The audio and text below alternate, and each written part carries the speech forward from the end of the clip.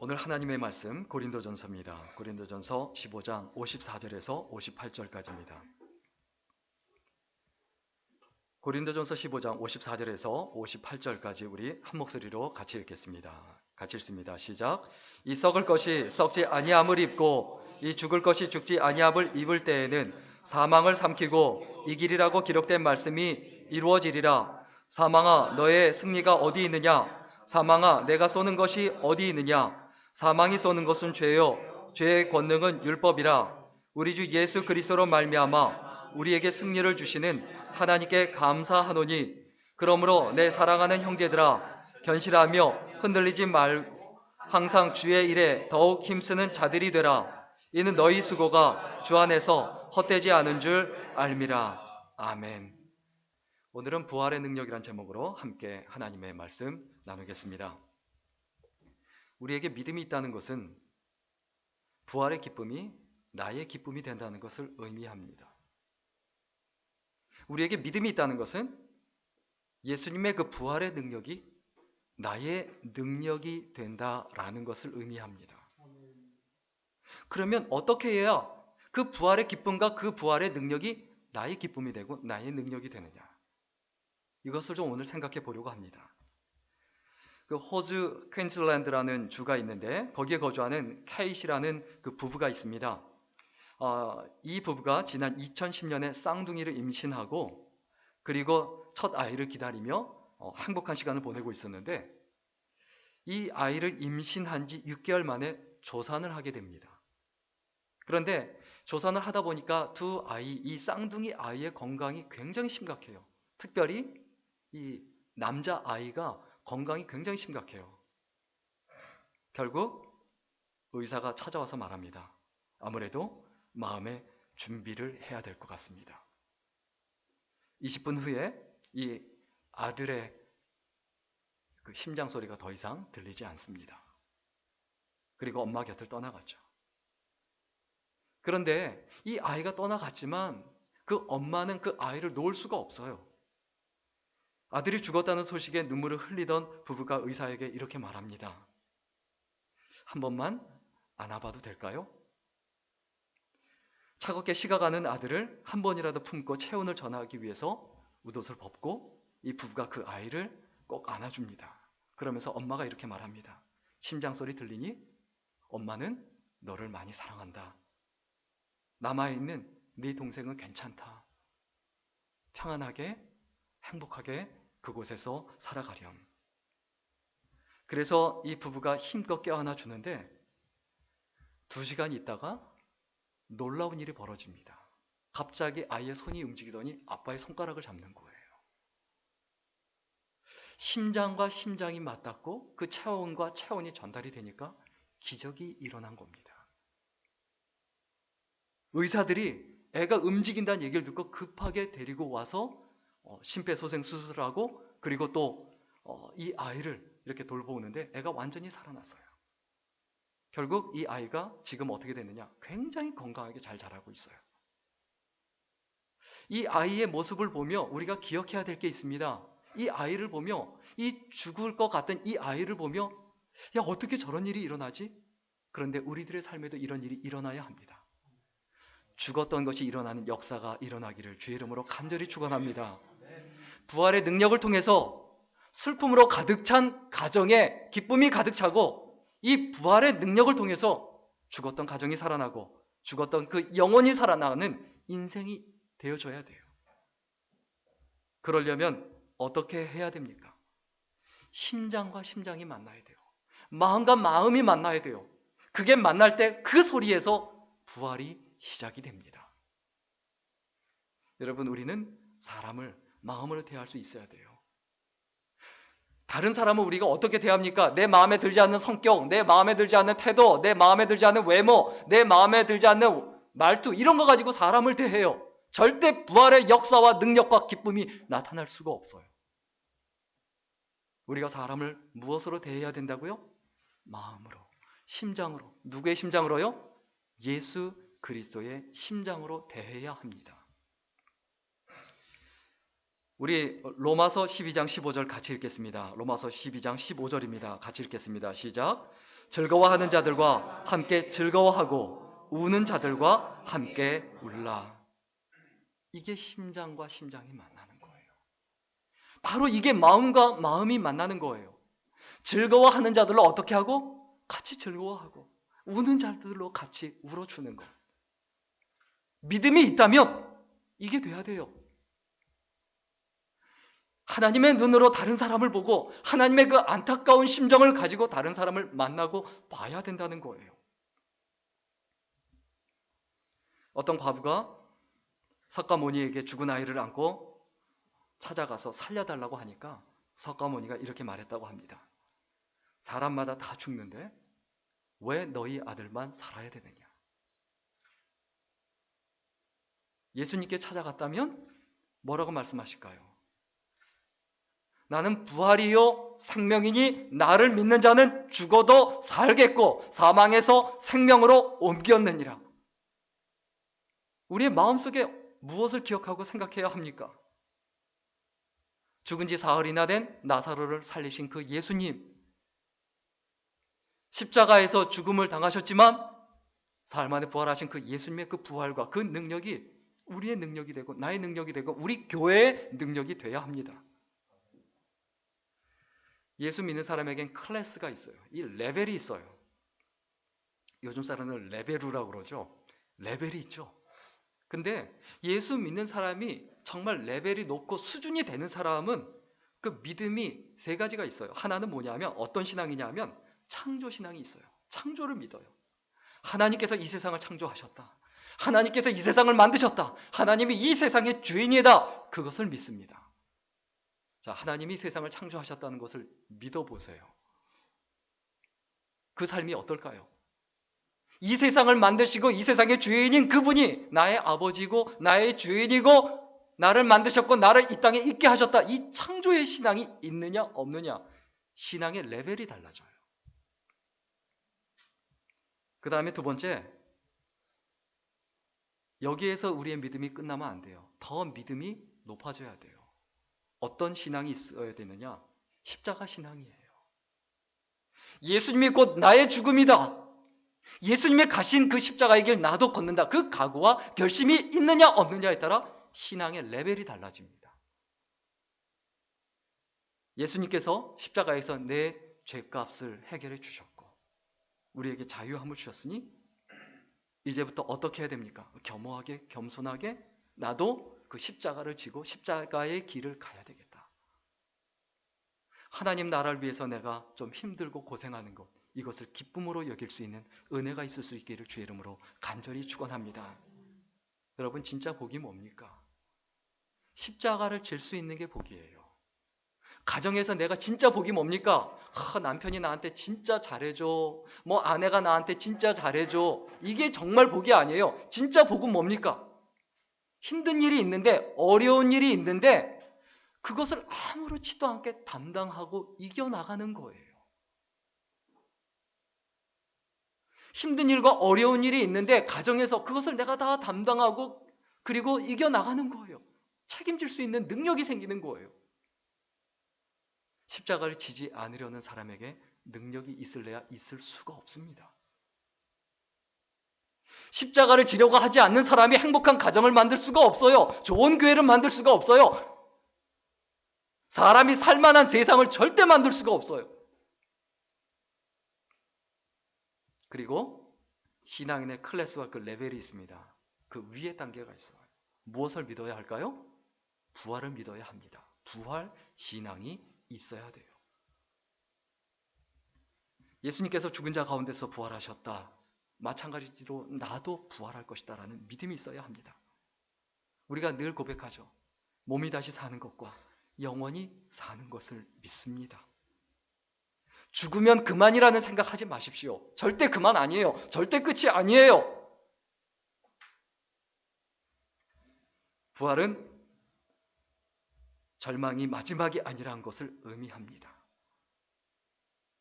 절망이 끝이 아니에요. 부활은 고통이 끝이 아니고 마지막이 아니라는 것을 의미합니다.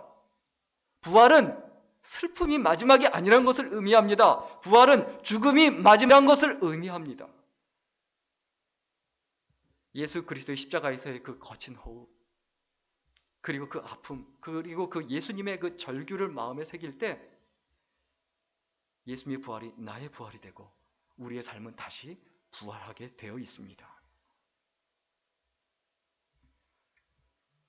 예수님의 부활이 나의 부활이 되고 나의 능력이 되는 사람은 그 부활이 나에게 능력이 됩니다. 어떤 능력이 됩니까? 우리 오늘 본문 54절, 55절, 56절 우리 같이 한 번 더 읽겠습니다. 54절, 55절, 56절입니다. 같이 한 번 더 읽겠습니다. 시작. 이 썩을 것이 썩지 아니함을 입고 이 죽을 것이 죽지 아니함을 입을 때에는 사망을 삼키고 이기리라고 기록된 말씀이 이루어지리라. 사망아 너의 쏘는 것이 어디 있느냐? 사망아 내가 쏘는 것이 어디 있느냐? 사망이 쏘는 것은 죄요 죄의 권능은 율법이라. 여러분 부활신앙은 우리에게 어떤 능력이 됩니까? 이기게 하는 능력이에요. 내가 무엇을 하다가 잘 안 됐다, 졌다 이게 중요한 게 아니에요. 패배주의가 문제예요. 이 루저들의 생각이 있어요. 그게 문제예요. 늘 우울하고 늘 답답하고 늘 괴롭고 늘 한숨 쉬고 이게 예수님의 그 부활이 나의 능력이 된 사람의 자세와 태도와 삶은 아니지 않습니까? 우리가 이 땅에 살아가는 동안에 정신적인 한계가 있고 육체적 한계가 있어요. 그 한계가 하나는 뭡니까? 죽음이에요. 그러나 부활신앙은 죽음을 이기게 합니다. 죽음 이후에 문제가 해결이 되게 한다는 거예요. 내가 죽으면 끝이 아니다라는 그 사실이 있고 죽은 다음에 더욱더 영광스러운 삶, 비교할 수 없는 영광스러운 삶이 우리에게 있다는 것을 확고하게 믿고 살아가야 합니다. 미국의 라이만 비처라는 목사님이 있었습니다. 그는 신학교에서 교장까지 지낸 훌륭한 교수고 그리고 많은 사람들에게 감동을 준 설교자이기도 했습니다. 그런데 이분이 나이가 점점 들어가고 그리고 쇠퇴하게 되고 또 죽음이 가까우게 되자 자녀들이 7명인데 7명이 다 모였어요. 그런데 그 가운데 이런 간증을 했다고 합니다. 여러분, 나는 지난 수년 동안 지상에서 천상으로 이사 준비를 하고 있습니다. 시력도 하늘로 올라가고 청력도 대부분 올라갔습니다. 체력도 거의 운반이 끝났으며 목소리도 지금 하늘로 올라가고 있습니다. 이제 나는 저 천국의 아름다운 저택을 장만하고 거기로 이사할 것입니다. 이 지상에는 남은 것이 아무것도 없습니다. 얼마 있지 않아 나도 곧 하늘로 올라갈 겁니다. 나는 이 땅의 집보다 하늘나라의 집을 더 동경하고 있습니다. 여러분, 죽음 이후가 해결된 믿음의 사람이 되시기를 주의 이름으로 간절히 축원합니다. 나이가 들어가면서요, 이제 죽을 날이 가까운다 생각이 들면 잠이 안 와요. 그래서 노인들이 새벽에 일찍 깨잖아요. 저도 새벽에 자꾸 일찍 깨는데 너무 일찍 깨서 문제더라고요. 한 2시, 3시 깨니까. 우리가 어떤 생각을 해야 합니까? 무엇을 생각해야 합니까? 내가 어떤 모습으로 죽을 것인가? 내가 어떤 모습으로 하나님 앞에 설 것인가? 이것을 생각해야 되지 않습니까? 이것을 종말론적 신앙이라고 합니다. 내가 죽을 때가 온다. 그때 하나님 앞에 선다. 하나님 앞에 섰을 때 나의 임종을 지켜보는 이들에게 내가 뭐라고 말할 것인가? 나처럼 사십시오라고 말할 것인가? 아니면 나처럼은 살지 마라라고 말할 것인가? 영원히 사는 사람 아무도 없습니다. 부활신앙은 죽음의 문제를 해결하게 하고 죽음을 이기게 합니다. 죽음을 두려워하지 않게 합니다. 그리고 부활신앙은 무엇을 이기게 합니까? 현실을 이기게 합니다. 오늘날 우리들의 삶이 얼마나 힘듭니까? 참 어려워요. 제가 한국에 있어 보니까요. 죄송합니다. 요즘에 한국에 괜히 왔다는 생각이 듭니다. 만만치 않아요. 한국에 사는 거 이거 장난이 아닌 것 같아요. 지금까지 잘 살아내신 여러분들 하나님 은혜 가운데 더 풍성하게 살아갈 줄 믿습니다. 여기까지 잘 살아왔는데 앞으로는 어떻게 될 것이다? 더 잘 살 겁니다. 그리고 여기까지 지금까지 잘 살았다는 건 무엇을 의미합니까? 여러분 승자예요. 정말 괜찮은 분들이에요. 어느 미술학원에서 평화라는 제목으로 사생대회, 그 그림 그리기 대회를 했습니다. 그런데 많은 학생들이 정말 멋있는 그림을 잘 그려서 냈는데 두 작품이 선정이 됐어요. 한 작품은 뭐냐 하면 아주 평안하고 고요한 그 그림, 그 그림이 있는 그 그림 하나가 선정이 됐어요. 자, 사진을 보시면, 그 그림을 보시면 우리가 생각할 수 있는데, 우리의 마음속에 여러 가지 평화가 있습니다. 두 종류의 평화가 있습니다. 하나는 뭐냐면 평안 가운데 평화예요. 다른 하나는 고통 가운데 평화예요. 근데 한 작품은 평안 가운데 평화를 표현을 했어요. 평안 가운데 평화. 그냥 평안한 그림을 그렸어요.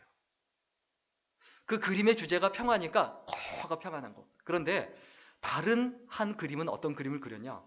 폭풍우가 막 몰아치고 뭐 아주 파도가 무섭게 일어나고 있는데 새 한 마리가 절벽 바위 틈 사이에서 졸고 있어요.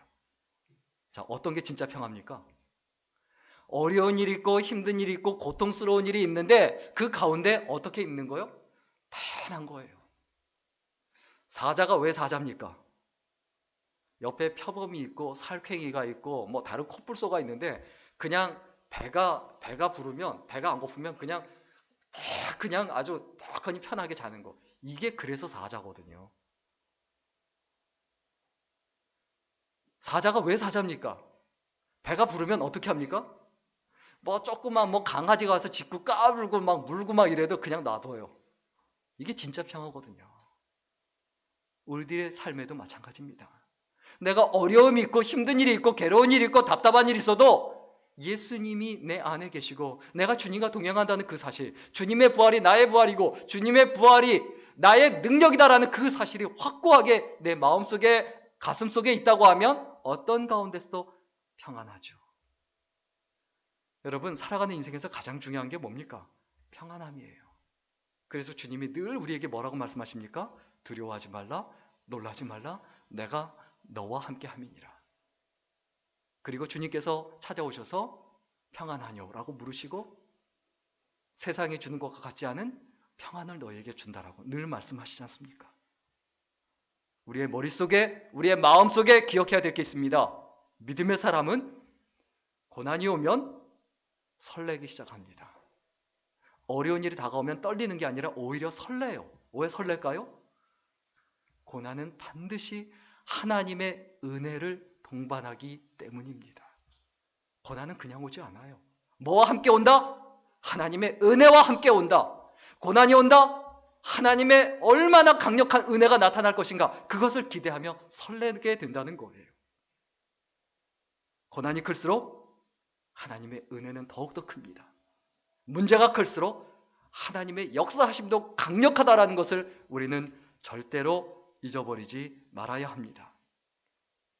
고난은 우리에게 오히려 복이 되고 나를 성장케 하는 것뿐이다라는 것을 잊어버리지 말아야 합니다. 그리고 난 더 나아가서 오늘 본문에 보면 예수님의 그 부활은 우리에게 어떤 능력이 됩니까? 우리 57절 다 같이 읽겠습니다. 57절입니다. 같이 읽습니다. 시작. 우리 주 예수 그리스도로 말미암아 우리에게 승리를 주시는 하나님께 감사하노니.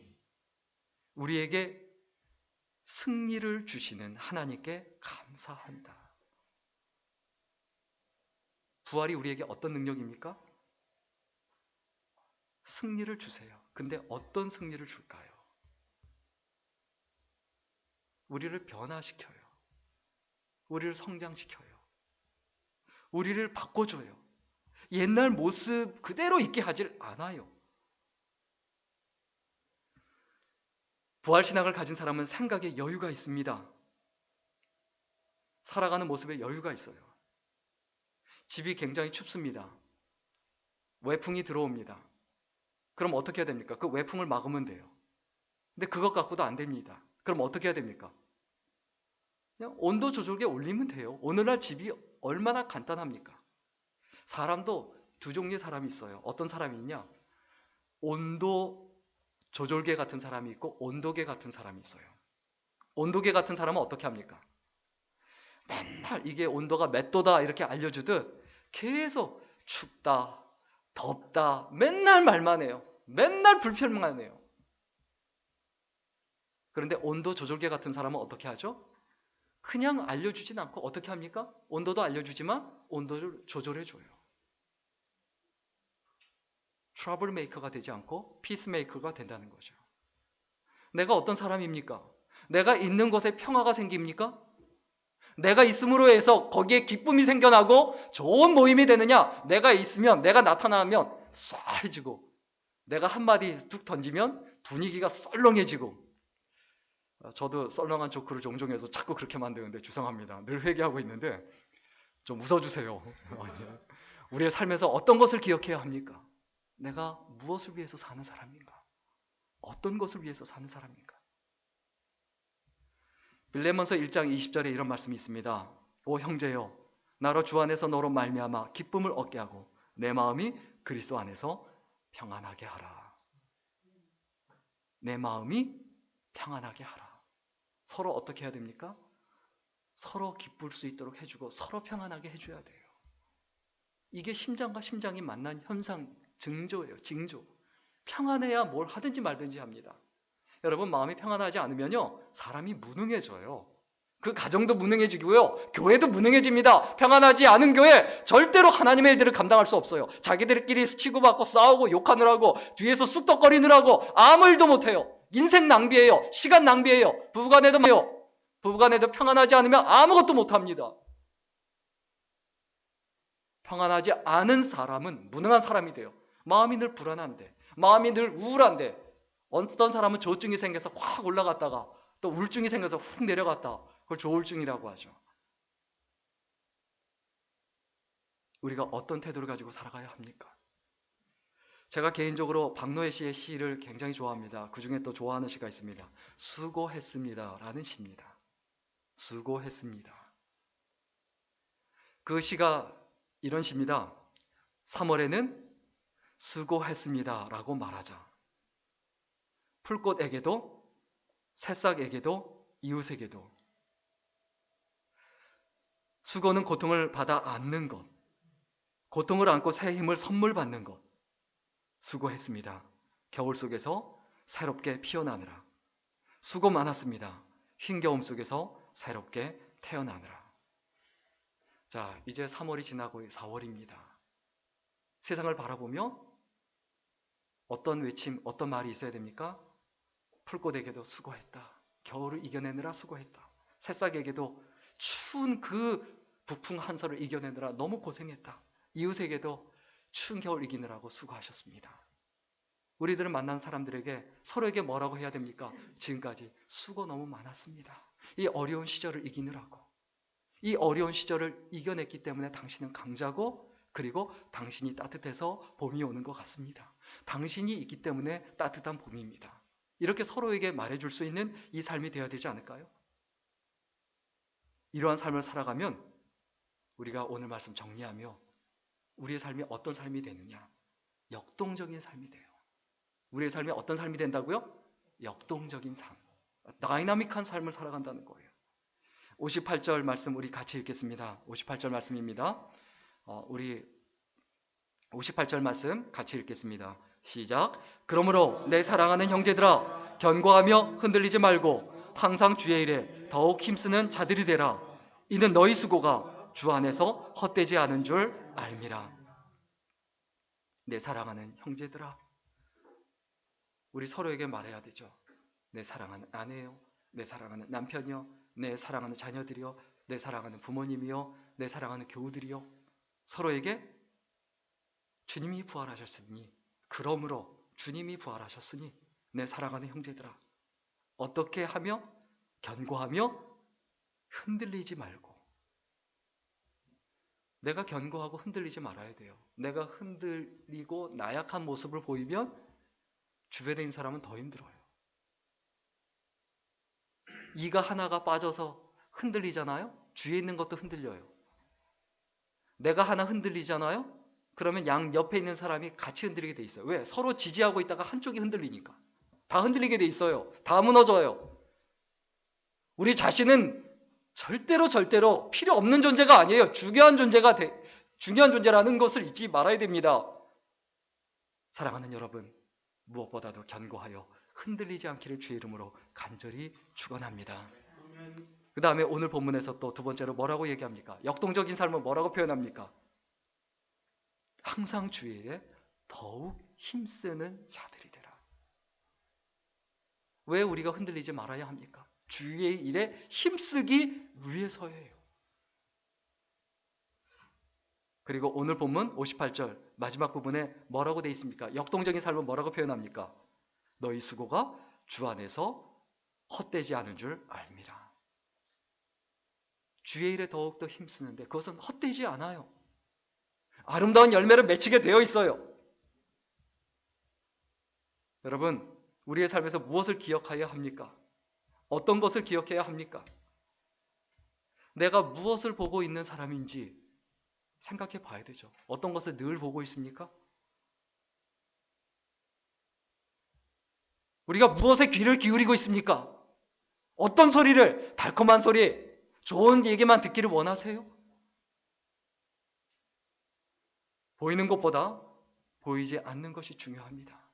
2000년 전에 예수님께서 십자가에 못 박혀 달려 돌아가신 그것이 내 눈에 안 보인다고 그 사실이 없던 이야기입니까? 아니지 않습니까? 그것을 볼 줄 알아야 되죠. 십자가 위에서의 주님의 그 심장 소리와 그리고 주님의 그 거친 숨소리, 그 아픈 그 절규, 그것이 지금 안 들린다고 없는 겁니까? 나의 심장과 주님의 심장이 맞닿고 그리고 내가 진실함으로 주님 앞에 살아간다고 하면 그 소리가 들리죠. 내가 진짜 효자가 되면 부모님의 등이 보이고 부모님의 외로움이 보이고 부모님의 그늘이 보이고 부모님의 힘겨움이 보이기 시작합니다. 보이지 않았는데 보이기 시작해요. 나한테 믿음이 생기면 바로 그 주님의 고난이 보이고 들리기 시작합니다. 2000년 전 예수님의 십자가의 고통과 그 부활의 기쁨을 마음에 새겨야 합니다. 그러면 그 부활의 능력이 죽음과 현실을 이기는 능력이 될 겁니다. 주님의 말씀이 우리의 마음속에서 부활해야 합니다. 주님의 말씀이 우리의 현실 속에서 부활해야 합니다. 주님의 말씀을 우리의 마음에 새기고 그대로 살아내면 내 이웃을 사랑해라. 내 이웃을 내 몸과 같이 사랑해라. 원수를 사랑해라. 이러한 말씀들. 너희는 먼저 하나님의 나라와 의를 구하라. 그리하면 이 모든 것을 너희에게 더하시리라. 평안하라. 이런 말씀들을 마음에 새기면 그리고 그대로 살아가면 주님의 말씀이 내 마음속에서 부활하는 것이고 내 삶 속에서 부활하는 거예요. 여러분, 주님의 말씀이 내 인격을 통해서 내 삶을 통해서 부활하는 놀라운 은혜가 우리들의 삶에 여러분의 삶에 있을 수 있기를 주의 이름으로 간절히 축원합니다. 기도하겠습니다. 큰 마음 있는 사람